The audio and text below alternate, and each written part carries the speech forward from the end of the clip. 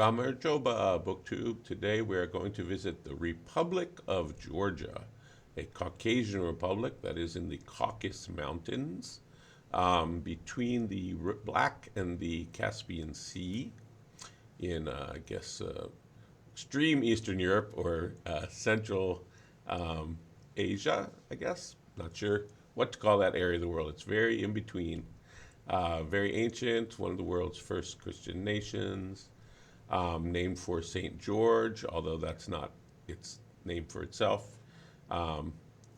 It's Sakartvelo or something like that in Georgian. I don't speak Georgian, unfortunately. I did live there for a while and taught there in a little village called Laituri and with a program called Teach and Learn in Georgia, TLG, which we'll see in a minute. And recently I ran into a booktuber who lives in Georgia, not Georgian, married with a Georgian, I believe, had Georgian grandkids. His name is Jim at Jim's Books, Reading and Things. Check him out. He's great. He even has a couple videos where he tries to do it in Georgian. God bless him. Very difficult language to learn. Beautiful alphabet. One of the world's first alphabets. Possibly Grino. Possibly wine. The word for wine comes from Georgian. At least it predates the Latin vin, vino.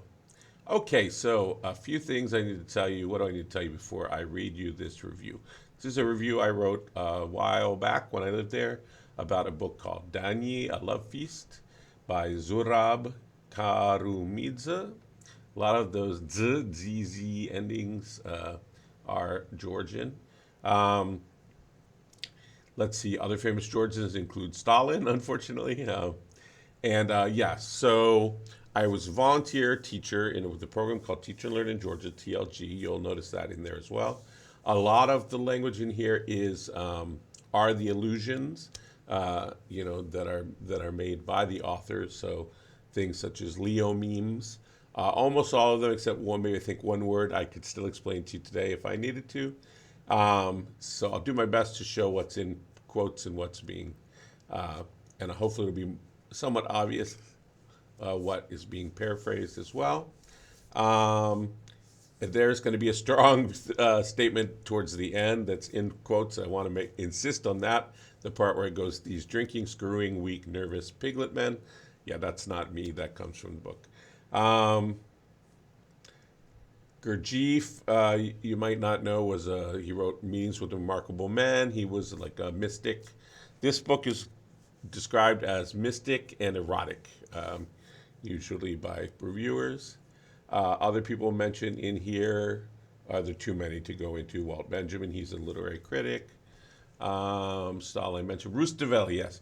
Rustaveli wrote The Tiger in the Panther Skin, the epic for Georgia. Oh, Georgia is also where the Golden Fleece was, and the witch. All right, let's get into it. So, ZURAB KARUMIDZE's Dagny is a love feast indeed. Ostensibly, it is the story of this Ali. Ali and Nino is another famous Georgian book about a love story between an Armenian and an Azerbaijani boy and girl. This is a story, ostensibly this is the story of this Ali sprite, playwrights, femicide, but is much more, a cornucopia of illusion. The Golden Fleece is the Holy Grail, for example. Dagny is the temple prostitute of the geometry of the extreme. Oh, how you long to feel my foot on your neck again. ZURAB attributes some of Georgia's brain drain to blondes. Strangely, ZURAB plucks a protagonist from Georgia as well. Georgi, who said, "Why is a raven like a writing desk?" God asked this question through me because only in man is God so lost that he asks questions. Georgi meets remarkable men in Georgia, such as Pirosmani, who sold it all to buy roses, Vaja Pshvaveli, the one-eyed Doolittle poet, calls Georgi's ideas as clear as the roe deer fawn's urine, pouring on the lovely Violet's reclining head, and punches out Stalin, whom Walt Benjamin said politicized aesthetics. ZURAB calls Russia's last Tsar, Stalin's, a Cinderella story, making much of his failed seminary studies and his drunken father's murder, and even as his reading of Rustaveli, Fear Creates Love. The thoughtful TLG volunteer who loaned me the book wisely stood undecided on its mood or mode, perhaps between satire and seriousness. Its tone, I feel, is one of play, not the dogmatic postmodern play of binaries, the cat with its dead mouse, but love play, a child with its kitty of corn silk.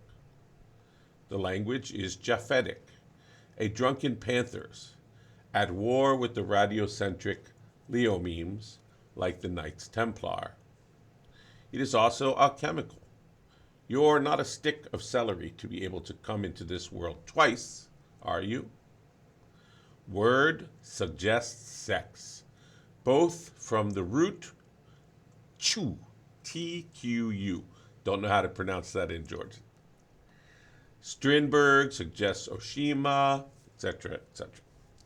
Sometimes outsiders are not fully aware of Georgian subjectivity and make strong monolithic generalizations, often against these drinking, screwing, weak, nervous piglet men. I strongly recommend reading books such as these as a corrective, which can restore their interiority and paradigmatic, paradigmatic diversity. Paradigmatic diversity. Okay, so butchered a little at the end, but you get the idea, I hope, there. There was one other reference in there I came across. I thought I might explain to you, but I've lost it now. So yes, it is erotic, so that's fun to read in that way. And it's mystical, which I think is also fun to read. So check it out. It's one of George's great novels, one of literature's great novels. Dagny, A Love Feast by ZURAB KARUMIDZE. Thank you.